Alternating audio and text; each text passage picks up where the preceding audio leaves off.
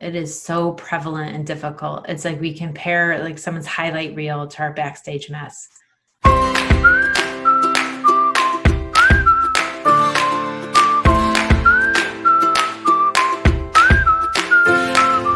Welcome to Lemons and Curls, a podcast for moms and girls. I'm Rebecca Ann, the spirited, energetic mom. And I'm Milena, the witty, adventurous daughter. We are so happy that you are here with us today. Listen together with your mom or daughter while we laugh together, encourage each other, and get real about the challenges we face while trying to navigate this wacky world. Our hope is that we can not only bring a smile to your face, but that you will leave encouraged and energized.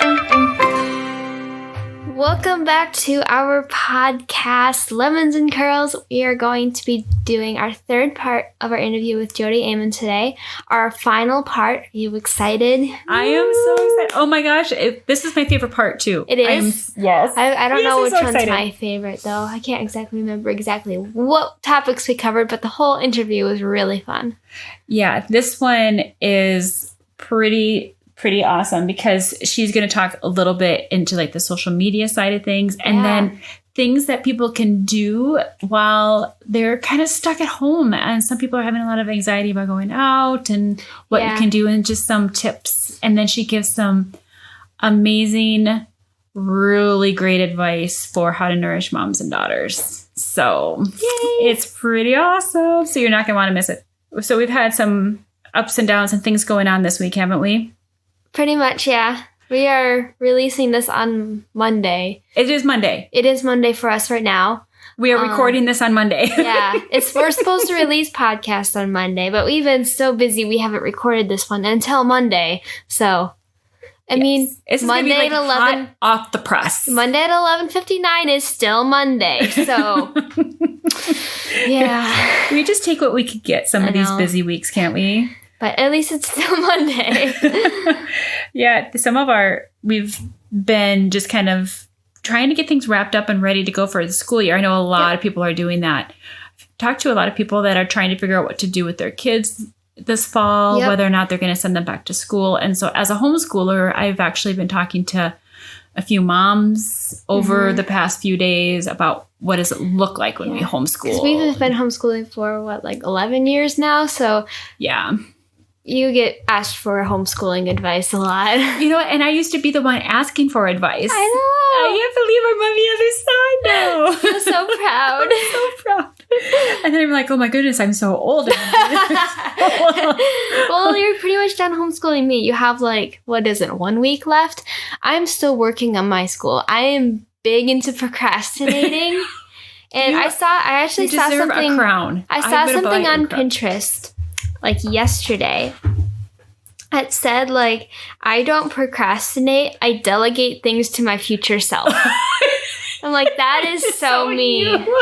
I will do this tomorrow. School starts a week from Monday, and I'm not even finished with my last school year yet. Yeah, you have, one final test to take for chemistry. Talk about the procrastination queen. Yeah, but then I had a class over the summer, too.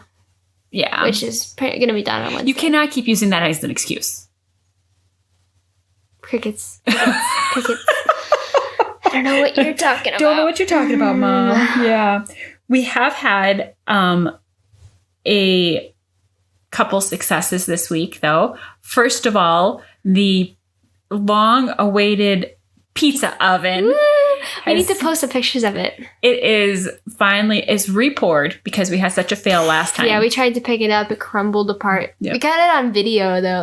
Weren't you taking a time-lapse video of us trying to pick it up? Yeah, I'll have to post all that. So we'll post some details. I wanted to wait until it was done and we actually had some pizza out of the oven before we did too much. So we're really close, though. Stay tuned. I went the opposite. Now this dome is never going to fall apart. This thing can hold up, I think, the house if we wanted to. So if there's a tornado coming, we'll just put Luke in the pizza oven. He's probably the only one that would fit. Yeah, it looks a little bit, very much like an igloo. And I'm thinking, hey, it could be a doghouse. We could put Timmy in there. We have a little Papillon. His name is Timber. If you hear him walking around or barking in the background. He does it when we're recording podcasts. He's in the room with us, so sometimes he starts growling at nothing. Yeah, so we joke that there's nothing there, so he must growl at it. Yeah, he's looking out the window right now. So that was a really awesome success. But I finally finished pouring it. And it took me a couple of days to do it because the concrete mix was so heavy in comparison to my first mix, which was really light because it had so much vermiculite in it. Yeah, you put too much in. It wasn't too much, but this time I put a lot less in. And so it's heavy. It's not going to be nearly as insulating, but this is not going to go anywhere. But we have to wait for it to cure. So we're not going to be able to actually cook anything in it until next week. So stay tuned on our Instagram and Facebook pages for pictures and before and after pictures, during pictures of our pizza oven. Our inaugural, how do you say that? Inaugural firing? I have no idea what you're trying to say. The first firing. Oh. So that's all ready. And I also had another success, and I'm so excited about this. I don't think you realize how excited I am about this. I have no idea what you're about to say right now. You have no idea. I'm know. I'm so confused. What is your success? Tell me. I had the epiphany to take you guys out for breakfast on Mondays. Oh, yeah. One at a time. You only have 2 children. So. I only have 2 children. And I think that I'm going to challenge all the other parents out there to do something like this because we are using that time to schedule. So like you were this morning. Yeah, we went out to breakfast this morning. Yep. And we brought our calendars and our scheduler. And even though you're a couple weeks away from school, there's still things like your chemistry you need to finish up and stuff like that. But it was such a great time to look through what's coming up over the next couple of weeks for you. Yeah. What do we need to think about? How's our planning look, especially in high school where your guys' schedules are so busy. And then last week was my first time doing it, and we did it with Luke. Yep. And so he and I sat there. Yeah, so every other week. No, every Monday, Mom goes out, and it changes every other week who goes with her. So like last week it was Luke. This Monday it was me. Next Monday it's going to be Luke again, and then so on. Yeah. So it's going to give us an opportunity to go through our planners and have you guys see what's coming up over the next couple weeks and really set us up for success. So instead of being reactionary, being like, oh my gosh, I've got a test and I've got work and I've got to do this and that and I can't get it all done, we can hopefully plan ahead enough to see that stuff coming. Some people, if you're listening to this, you're like, wait, what do you mean going out for breakfast? Minnesota is very breakfast oriented. There are a lot of places to eat out for breakfast. We went to a little breakfast restaurant. They're like little holes in the wall. They're like little places. They're so awesome. Mostly like elderly people, but we're not going to get into that. It is. So like if you live in a place that doesn't have any like breakfast places, you could go to like a coffee shop and like they typically have like pastries like bagels and donuts and muffins and stuff like that. Or if you don't have any of that, you can like just make oatmeal, put it in a thermos and go to a park if it's warm enough. Or like even if the coffee shop doesn't have any, like there's a coffee shop downtown where we live that's just coffee. It doesn't have any pastries or anything, but you can just maybe bring some like food and just get coffee or tea or milk or water or whatever you like. But really just get out of the house, basically. Yeah, you have to leave and you have to keep that time. But just to set something up so that you guys have a chance to look over calendars. And it sounds... It's more fun to just, if it's just like you and your mom or you and your child too. And like, it's kind of more one-on-one, just hanging out with your mom is fun too. Yeah, and you brought all your little colored pens because you like to have your schedules color-coded. And it gave me an opportunity to see what you've got coming up, gave me an opportunity to get my schedule written out, and just, I think it's a great practice. You do a better job with scheduling things. You're not always consistent, but your brain is more wired to that. Yeah. Luke kind of panics when it comes to schedules. And he's kind of panicking with high school and everything. Yeah, because he's going to be a freshman this year. So I think this is going to be great for him to get into that routine. Yeah, and he loves going out to eat. He does. He'll go out to eat like every day if we let him. Yes. He loves going out to eat, and he likes hanging out with like mom or dad one-on-one. So that's his love language is quality time. yeah. And so him and I just sitting there and me appealing to that quality time that he loves to do. Not just sitting there on your phones either. No, it was actually, we were really busy this morning I don't trying to think get we stuff even scheduled. had our phone. Well, I guess you had your phone out for looking at the calendar, but like no social media. Or if you want to take like a selfie, like, hey, we're hanging out, that's fine. But no, like sitting there on your phone with social media, that defeats the purpose. So even if you're not a homeschooler, even if your kids are going to public school, if you've got kids home and they've got schedules and it's starting to get a little bit crazy, then I really recommend, especially a breakfast is a great way to get up and start your day, but do something where you're meeting with your kids on a regular basis. If they have basis. stuff going on in the morning, you can maybe meet for lunch or go out to dinner once a week. Sync your schedules. Yeah. So that was a big win from our podcast. So we're really excited, or since our last podcast. So we're really excited about just keeping up with that. And I've loved it. So that's something that like, woohoo, yay. I love it when I have like these epiphanies, like, oh, this is working out so well. Because there's so many days where I'm just absolutely failing. All right. So today we're going to introduce our third installment, our third portion of Jodi Aman's podcast. She is the author of Anxiety, I'm So Done With You. And it's a good book. I suggest purchasing it. Where can you find it on like Amazon? Yes, you can find it on Amazon. It's really brand new. Can you find it at Barnes & Noble, you think? I don't know. We don't have a Barnes & Noble, so I haven't been there a lot, so I'm not sure. We'll have to go to Barnes & Noble just so that we can see if Jodi's book is there. They might not have it on the shelf, but they will probably order it for you if you want it. And it's a workbook. You really don't want it in Kindle edition. You really want to purchase the actual book. Well, you can purchase the book for your teen, and then you buy like the Kindle version, and you read through it, and then so that you know what they're talking about. You're brilliant. She mentioned that in her book. That wasn't my idea. She did mention it. No, not taking credit for this, but she did actually mention it in her book. So it is a workbook though. So just buying it, just Kindle version isn't really as effective, but definitely get the hard book, and it's really, really wonderful. And you are going to love this portion of her podcast because she talks about just some really key tips. And then we're going to wrap up all of everything that we've been talking about for the last 2 weeks before this. So if you haven't heard her first 2 parts of this podcast, you can definitely start today and just jump in. But go back and listen to those last 2 parts because she's just got some great tips for you and your daughter to really, really connect, especially if you guys suffer at all from anxiety or have any friends or family that do. All right. So we're going to start with some get to know you questions with Jodi, like we do with all of our podcast interviews, and then get into the hard stuff. The nitty gritty stuff. The nitty gritty. All right. Enjoy. Do you like or dislike surprises? I like them. Okay. Why? I don't know. It keeps the life novel. It keeps, you feel like there's something you could look forward to, even if you don't know what or have to plan it. Mm-hmm. And that's kind of nice. Like someone's thinking about you. Usually a surprise means someone's thinking about you. Mm-hmm. That's cool. That feels good. Yeah, I guess so. I mean, I'm assuming that I don't know there's a surprise coming, so I don't get nervous about it. If you know there's a surprise coming, then you're like, would it just tell me? Yeah. But if you don't know it's coming and it comes, it can be great. What about the two of you? I like surprises too, as long as they're like good surprises, of course. Yeah, I guess there could be bad. We're assuming it's good. Yeah. Let's assume it's good. Yeah.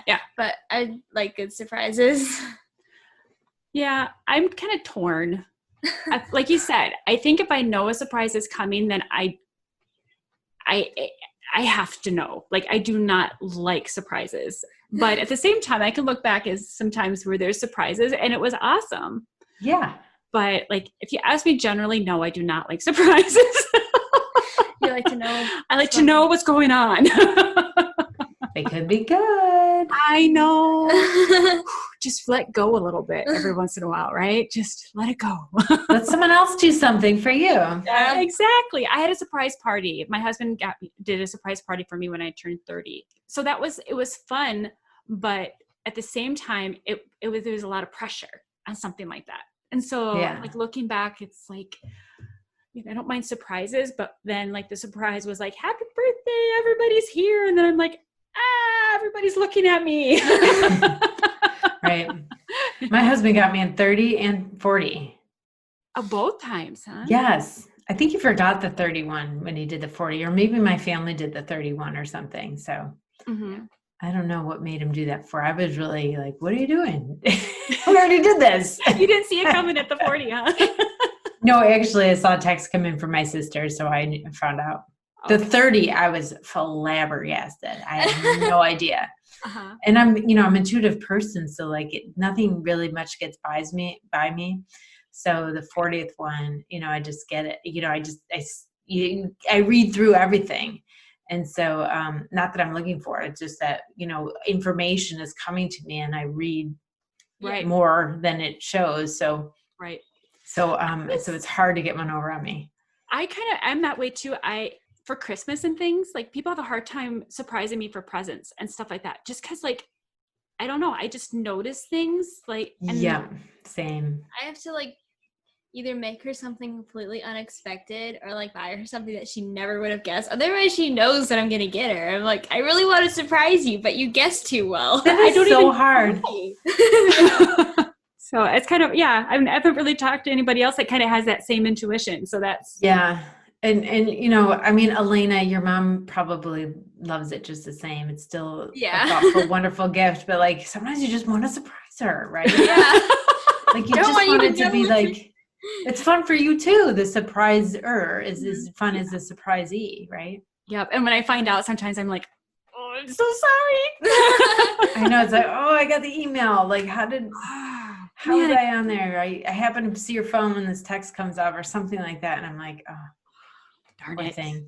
Would you rather be stranded in the jungle or in the desert? Jungle? Yeah, They're both scary. I think I'd have to say jungle too because there's probably more water there than in the desert. Yeah, but there's bigger bugs. That's what I was thinking. I was thinking that bugs. Yeah, it's like, do I want to dehydrate or get bitten alive? I don't know. Oh, and like bigger snakes and things. I mean, there's snakes in the desert. Yeah, it's like rattlesnakes. Oh, there are, aren't they? Oh, that doesn't help at all. Yeah, and you could cut the cactus and then and drink the water out of it. Can you dig down far enough to get to water? You might have to dig pretty far. I'm pretty terrified of some of those bugs. I'd have to say desert. Okay. There we go. There. All right. So thank you for playing along. Sure, it was fun. Stay tuned for more with Jodi Aman. Thank you for listening to Lemons and Curls. Help us keep these podcasts ad-free by heading over to patreon.com/lemons and curls today and become a supporter. With your support, we can continue creating the podcast you love without interruption. Also, when you become a patron today, you'll get exclusive content and deals. You're not going to want to miss it.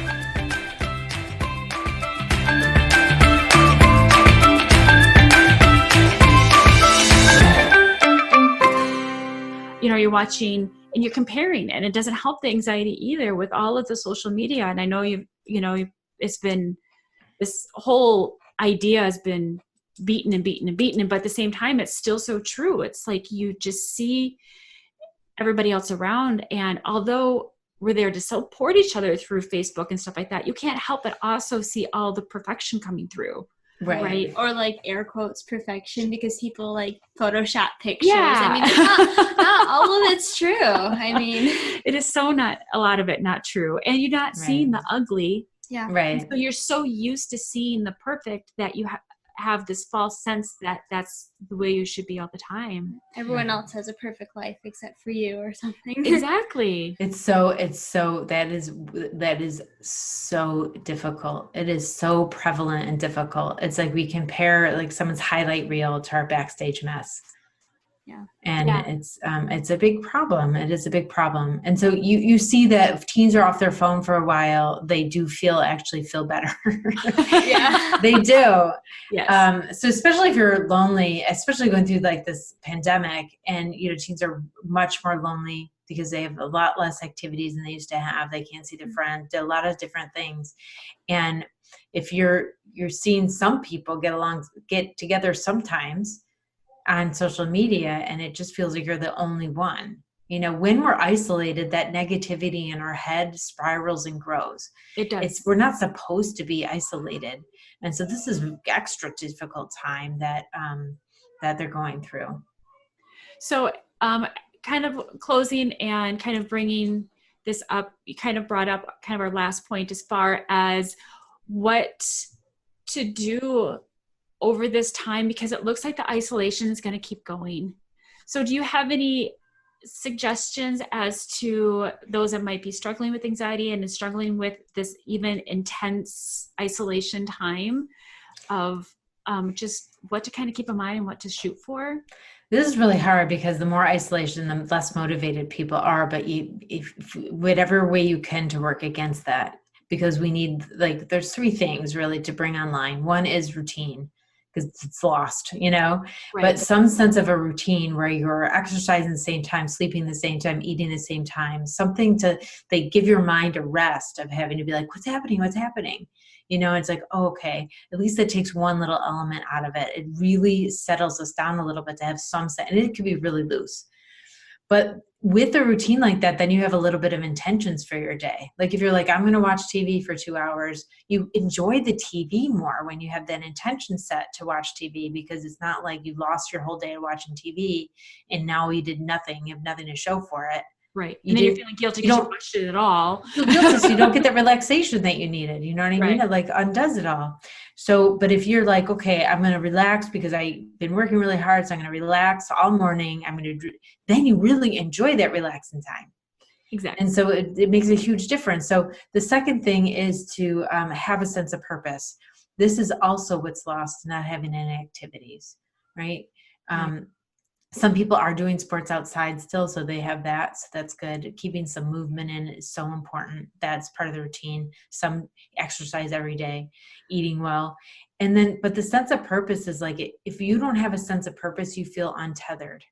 Mm-hmm. You feel like there's nothing, you feel helpless and powerless. And we don't want to keep contributing to that idea that you're powerless, because you're not.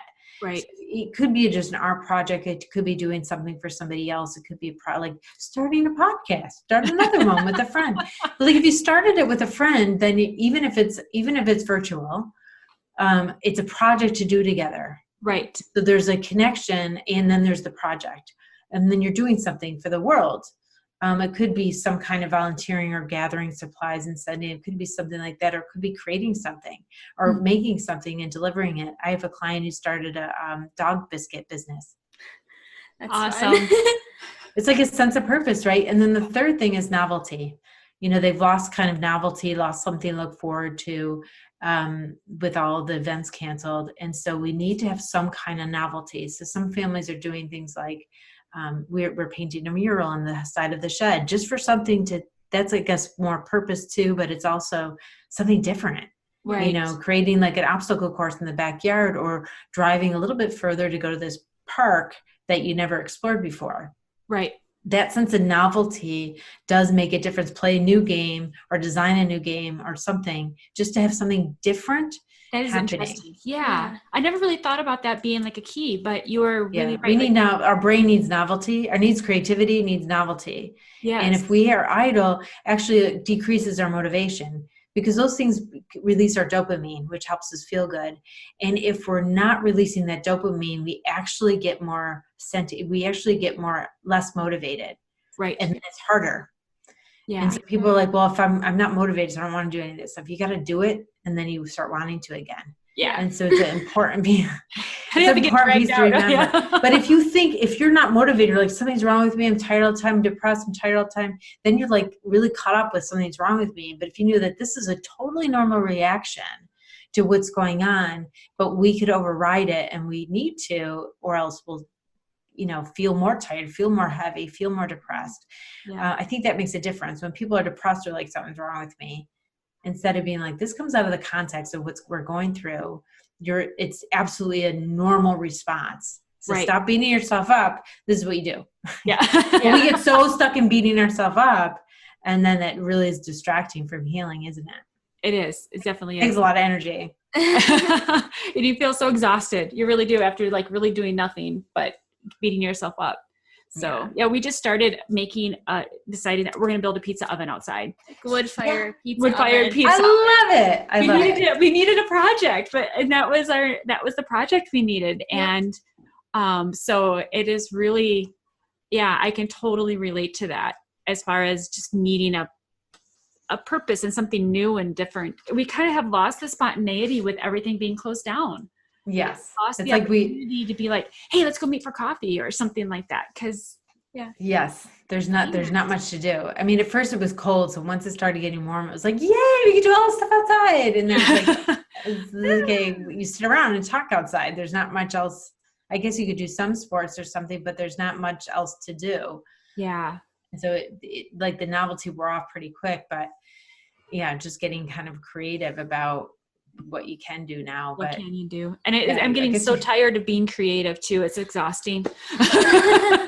Well, the parents are doing all the work so the kids have to get creative because it will help their brain a little bit, Yeah. So it's like, I've been talking to my, my clients, my teen clients, and, just like have a goal for the summer, get as creative as you can, like they could find a sheet and staple it up somewhere and project a move, figure out how to project a, you know what I mean? Like figure out to do stuff that you've never done before.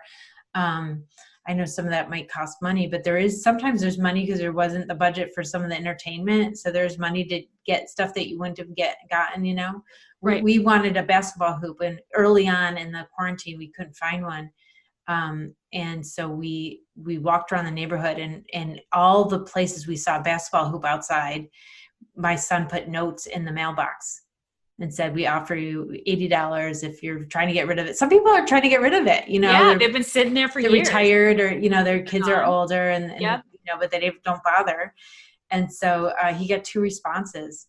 Oh, great. He went down the street. So they were able to roll this basketball hoop to our house. Yeah. That works awesome. Yeah. What a great way to use creativity for that. Mm-hmm. Okay, so one final parting question. So we ask all of our moms with teens, and so as you know, our podcast goal is to nourish the mother-daughter relationship. So what one piece of advice do you have for moms and teens for helping to encourage and nourish each other? I guess, teens need compliments. They just need to be noticed for the good things they're doing, noticed for the uniqueness of themselves. Mm-hmm. And so a lot of times parents in their job, they feel like they have to protect their kids and make sure they're doing the right thing and stuff. And so we lose a little bit of that.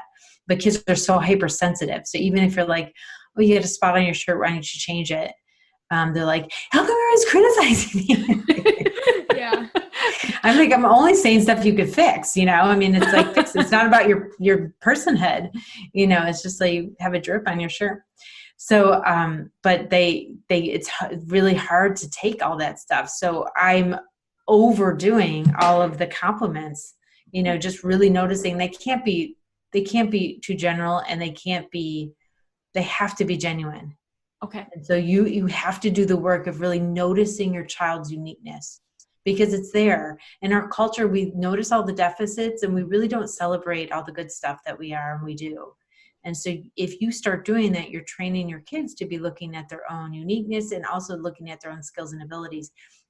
That is one thing I'm noticing is like this generation, they're not connected with their own skills and abilities. And even people our age a little bit, when we have a lot of anxiety disconnects us with our skills and our abilities. We think that we can't do stuff, or we can't handle it, or we're inadequate, and we have and so we need to bring that back on and start teaching people that they do have these skills. They're incredibly skilled. They have incredible potential. They're amazing people. And they can. Because anxiety keeps telling them they can't. It's not true. Yeah. I love it. I think that's fabulous advice. Thank you. Yeah. So let our listeners Does that know. sound okay, Alina? How did that sound? Done again. Good? Okay. Yeah. Compliments help. Yeah. That's definitely, I like that idea. So let our listeners know where they can find you. They like to So my name's Jodi Aman, Jodi, So my website's there, and I have all connections. So, I've been a blogger for 10 years. So I have tons of videos on YouTube and programs for parents and teens. I have 3 teen online programs right now. So I'm so excited about it. I just launched them last week. So one for teen confidence, one for teen healthy relationships, and one for developing your intuition for teenagers. And then my book's out wherever books are sold. Anxiety, I Am So Done With You. It's a teen's guide. Yeah, this subtitle's a little long, I'm so sorry, but a teen's guide to ditching toxic stress and hardwiring your brain for happiness. And it delivers. It's awesome. I am so excited. Actually, I have a friend that I'm going to send this to, and I'm going to buy another copy. Yay, thank you so much. So I really highly recommend it. And thank you so much for jumping on with us and talking with us and allowing us to ask you some silly questions. Absolutely. Let's do it again. And we are back. Welcome back for Lemons and Curls. Lena and I would like to do our Teen Talk segment where I'm going to ask her a few questions and kind of have some discussions on her perspective on our interview. So this was our last portion with Jodi Aman. Section 3. She did a real quick thing about social media. We talked about implications of some of the perfections that come across on social media. And how it's not always real. Yeah. How do you do when it comes to some of that social media perfection? Just jump right out of the gate with a very deep question. Whoa. Okay. Let's just get down to it. I don't know if I was prepared for this. Okay. So social media perfection. I guess sometimes it's kind of hard. You see some of your friends that you know posting pictures like going out with their friends, going on like road trips, getting coffee, stuff like that. You're like, well, how come you do that all the time and I can't? I have like school and like, but you have to remember that they don't post pictures of like their hard times too. Right. Not everyone. I mean, some people might like post pictures of like hard times, but not everyone. You barely ever see that. Right. You don't see the struggles. Yeah. And when you say like you're seeing them do all that fun stuff, I guess if you look through, like you click on one of your friends' profiles, like on Instagram, and you go through their pictures, you're seeing all of those pictures, but you have to keep in mind the time frame too, which Instagram doesn't do a really good job telling you the time frame. It could have been pictures from a long time ago. Yeah, they could have just had taken a whole bunch of pictures of their vacation from like Hawaii, and one of their pictures is like them sitting on a beach, and then like a year later they're posting like, hey, this beach is really fun. You're like, you got to go back to Hawaii. In reality, it's from their vacation a year ago. Right. They just don't tell you. And even if they're posting from a year ago, you're seeing those pictures in the order that they posted them, but they could have not posted for a super long time. And so a lot of people love to share the good things. Yeah. I mean, that's not necessarily a bad thing. You look at your own Instagram and Facebook accounts and you see all the good things from your life.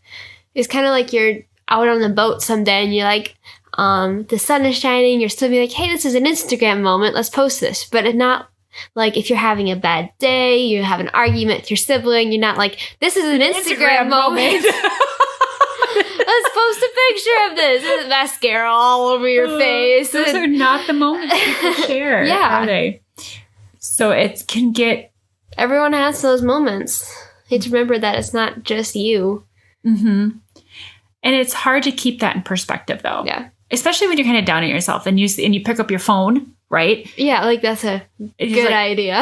Right, yeah. It's like, oh, you're having a crappy day. I'm just going to sit and just look through your Instagram. Well, a lot of times it doesn't really help. No. Because, you're seeing beautiful pictures, but depending on your mindset, you could be putting them in the wrong perspective, right? So you do have to be careful with if you need a distraction, what you're using for that distraction. Yeah. And Instagram and some of those may not be the right distraction. Sometimes it's best to be like, okay, I'm only going to spend 10 minutes on social media a day. And like you realize later that you are focusing more on your own life instead of other people's. Right. Like what is going on in my life rather than what is going on in everyone else's. Right. And it kind of like brings you into the moment too. Because if you're spending like an hour a day in social media, you're focused on everyone else. You're not focused on your own life, really. Right. Not that it's bad, but... Well, and you kind of, when you focus on somebody else, you want to focus on how you can help them. If you focus on yourself, you kind of do want to do the same thing, but you have to make sure that you're using it for the right reasons, right? Yeah. All right. So another thing that she talked about was the kind of mental health and how to keep from too much anxiety and pressure and issues and what things we can do during our time of isolation. It looks like a lot of families are going to be isolated for a lot longer due to what's going on. There's just this constant isolation where now you're at the store and you're not allowed to like even be within 6 feet of everybody. Everybody's afraid to just even be within like there's panes of glass bubble between you and the cashiers. There's everything. Yeah. It's just, it kind of eats at you. It's just, it's so hard to just have a relationship, and that isolation can be really difficult. So she talked about having intentionality and a purpose and being creative. Yeah. So what do you think about those? Like, we actually did this podcast a few weeks ago when we recorded with Jodi. And so we've had some time to kind of practice a few of these things about, you know, how to not get too isolated. So what are some of the things that you think that you've done to help keep that focused well? I'm not sure. It's kind of hard to think of something specific. Well, I've noticed that, well, you guys have been mountain biking, right? Yep. So that is a team sport that has been actually allowed. So finding outside, finding something that you can do with other people, even if it looks different, has that been good for you, you think? Yeah. It kind of gets me out of the house too sometimes. Sometimes you're stuck at home and you don't realize that you're craving to get out of the house. You're like, oh, I don't want to do anything. I don't want to go anywhere. I just want to stay in my pajamas and watch TV all day. And then you get out of the house and you realize, hey, I actually want to hang out with friends. And too, but you have to kind of be forced out of the house sometimes. Right. Like you're like so depressed from being home that you don't want to leave your home, basically. Yeah. Yeah. And she talks about that almost like a forced motivation. Like if you're feeling unmotivated, you have to actually force yourself to do it. And as you're doing it, you become motivated to do it again. Right. But if you get into that cycle, which is very normal of unmotivation, it just stays there. Yeah. So you have to like force yourself to do it. So getting out and going to mountain biking. Sometimes I don't want to go to mountain biking. Like at first it's really fun because it's new. And then after a while, we've been doing it for like about a month now. You're like, I really don't feel like riding 16 miles today. I want to just stay home and read my book. Yeah. But you have to get out and do it. Yeah. I'm like, well, I have to take my brother there anyway, so I might as well just go myself. Yeah. Sometimes it's hard to get out of the house and do that. Yeah. And so we're trying to be creative as much as we can. We've been doing like the pizza oven has been kind of my creative outlet. What has been kind of your creative outlet recently? I actually have quite a busy schedule at home anyways. I have school, work, stuff like that. But my creative outlet when I have time is typically bookbinding. And if you haven't, I think we've mentioned it. Yeah, you can mention it again though. Yeah, my brother and I started a business called Sunstone Journals. It's bookbinding. We make handmade journals and sketchbooks, and we recently added folded books. So they're kind of like decorations. You fold the pages and then set the book up on its side, like the pages facing out, and they have words on them or pictures. We have an Etsy shop. We recently started selling those. We sell bookmarks too. And those are all hand done too. Yeah, we only have one set of bookmarks on Etsy, but recently this week, I sat down in my little studio area and created one thing I'm really excited about. with the bookmarks is we use what's called chipboard for our covers for our journals to make them stiffer. But the cheapest way to buy it was in 8.5 by 11 inch sheets, like a whole box of them. We have like tons of 8.5 by 11 inch sheets. But the annoying thing is there's a lot wasted. You cut out the book and then one cover, then you have another cover for the book. So you have to get another piece of paper. Right. And then there's a little bit for the spine, but you still have quite a lot wasted. Like a quarter of the sheet is wasted. So I'm using that chipboard with a whole bunch of, Mom has like a ton of really cool markers. Yeah, you've got my... Are they Prismacolor? Prismacolor markers out. Yeah. They're really fun to play with. And I figured out that they work really well on the chipboard. So I've been making designs, and then one of them is, it looks like a bookshelf, but it's like a whole bunch of books. And they're blank, so you can write down what books you've read, like using that bookmark, and it kind of keeps track of what books you've read too. Because I know, maybe like your favorite books or yeah, something. your favorite books. Because Dad has a problem too with being like, did I read this book before? So I think I've already read this book halfway through it. Your dad is totally missing the library being open. Oh yeah, but so it's been a fun creative outlet for you. And that was probably quite a long explanation. You're probably bit bored already, so I'll move on. But that's been good though for you to have something to be able to just get like, away sit and down in the sewing room. I've got a corner set up for book binding, and because there's a whole bunch of steps you need for making books. So I'll do a couple steps and then I'll leave, and then I'll do a couple more steps. Right. And yeah, and Luke is very creative too, but he's kind of gotten lost this summer, and he's been sitting down and watching a lot of YouTube videos and stuff. And we're trying to get him to, get more motivated with creativity. I think he needs a change with school and that'll help. But he has definitely struggled more in that avenue. And another thing that she talks about, which I really love, and we used both of these quotes in some posts that we're doing, but teens need genuine compliments. And I think that she's absolutely right. yeah. So when have you noticed where a compliment would have been a lot better from me than what I I don't know if I can think say. of a specific circumstance. Okay. Sometimes Sometimes it's hard. it's hard when to you need a give correction. compliments to people. Something I have noticed, I have mentioned before, I'm in the Civil Air Patrol and I do a lot of leadership stuff, but I have noticed we talk about positive reinforcement versus negative reinforcement. And I know this is slightly getting off on a tiny bit of rabbit trail, but I think it ties in. But I've had it explained as kind of like an analogy where let's say that you're in your car, and every time you put the seatbelt on, it somehow dispenses like a $10 bill. Ooh. And then instead of blinking at you like, you need to put your seatbelt on. So it gives you like $10. And the next time you're like, I want to put my seatbelt on because I'll get more money. And it gives you $10. And like, it's kind of the difference between positive and negative. Like if it starts beeping at you, you're like, I don't want to do it. And stuff like that. And then something else I've noticed is with positive reinforcement, if you feel like you need to correct someone, like trying to think of a circumstance, maybe something happens to us, maybe you didn't do your dishes. Right. And instead of being like, you did a bad job, you need to do your dishes, be like, I noticed last week when you had the dishes, you cleaned up the kitchen very well, and I want to say thank you. I'm proud of you.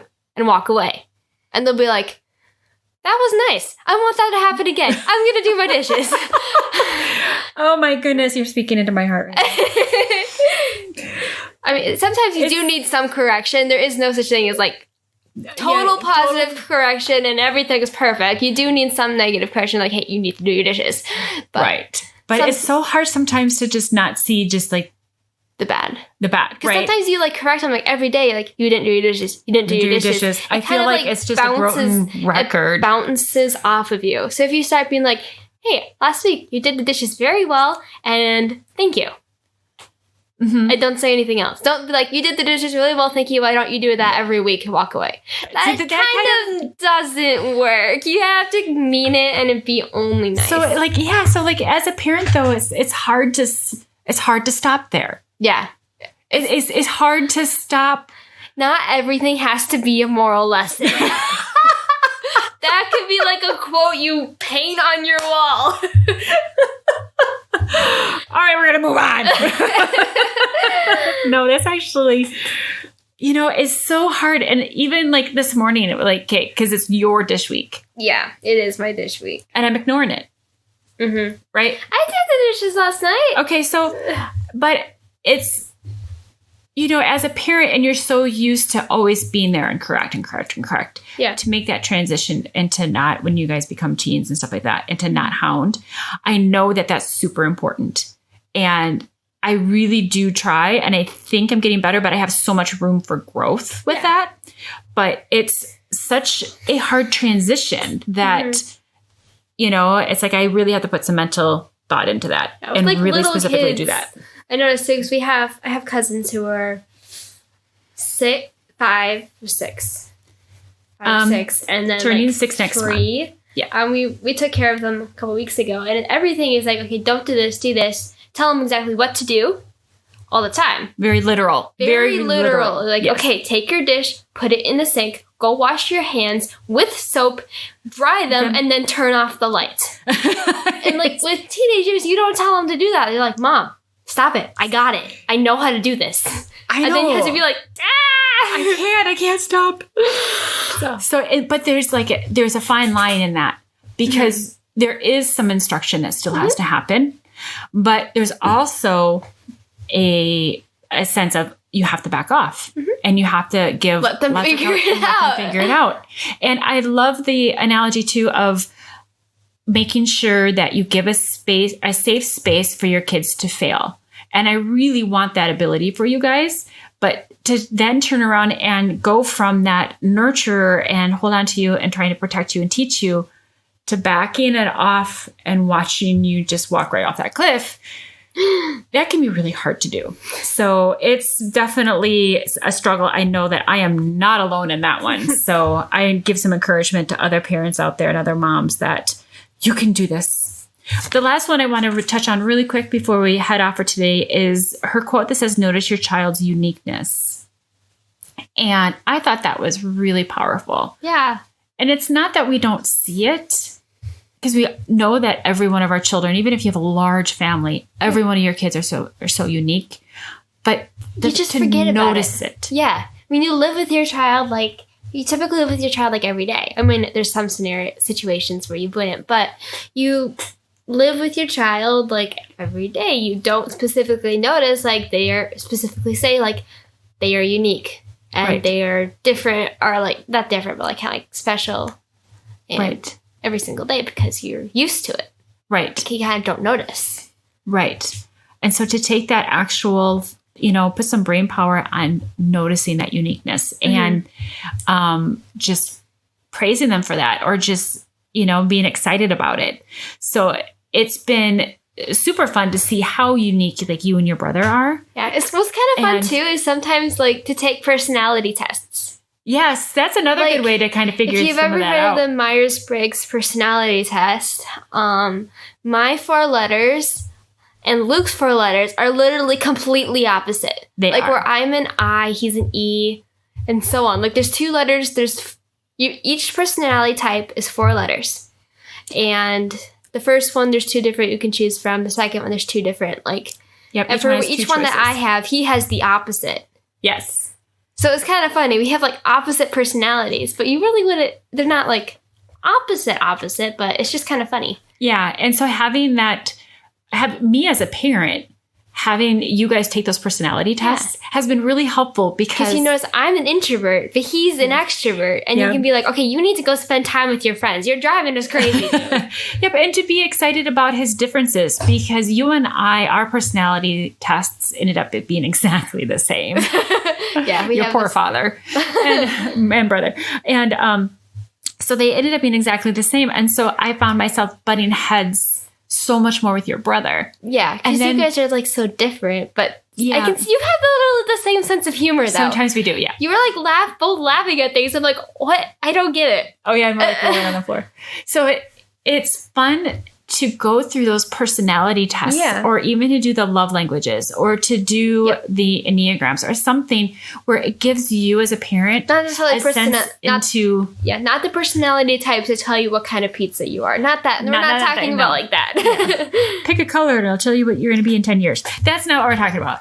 It's really enlightening as a parent, even when your children are younger, because then when you read through the description of what that personality has a tendency to do when they're happy, has a tendency to do when they're sad, you can appreciate them for who they are, not just feel like you're battling them. Notice it too. Like if you, I know we did the personality test for Myers-Briggs not too long ago, and Luke did his, and we're reading through the description, and we're like, part of it says like, can't stand school. And we're like, yes. He can't stand doing school. Like, but it mentioned it in the personality test. We noticed it's not like him. It's not just him being like, just a pain in the butt. Yeah. He like their personalities can't stay in school. And it really helps me too as a homeschooler to not take it too personally. My child is broken. But it also tells you like where you can really help with their strengths. Because I really believe that focusing on somebody's strengths and improving those gives you way more growth than trying to focus on their weaknesses and overcome it. But to kind of know where their weaknesses are, to kind of help encourage and everything. One of his weaknesses is empathy. So every once in a while, he doesn't realize he's being mean. Yeah. But, we have to kind of remind him, it's like, and I get upset and I have to remind myself. He's like, wait, why are you upset? Right. He has no idea. And then like, I have the opposite problem. I think it's one of my weaknesses too, but on the other spectrum, I have too much. Right. Like I get very upset if there's someone else getting in trouble. Right. It's weird. Yeah. You did not like it at all. So it's definitely good to know where your children are. And it's a lot of fun to kind of sit down and look at them and laugh together. So I really encourage you guys to do some of those personality tests and really notice and have fun with the uniqueness of everybody. It's a great way to do it. Mm-hmm. All right, next week we are going to start a new interview series. You're going to want to stay tuned. We have Tessa Stuckey on with us for the next couple interviews. She has written a book, For the Sake of Our Youth. It is available also on Amazon. And is it Barnes & Noble or just Amazon? Well, I got it off Amazon. Actually, she sent me a copy. I have found it on Amazon. Yeah. But she's written this really great book also for teens. Yep. And it helps parents understand what teens are going through. We're going to talk a lot more about social media. And we're going to talk a lot more about how teens are struggling and why some of those struggles are happening, so that parents have a better understanding of what's going on in their teens' lives. Mm-hmm. So you are really going to be don't want to miss it. You're not going to want to miss it. Next Monday, a hopefully. little still Monday. This is another quote we should paint on the wall. It's still Monday at 11:59. It's still Monday.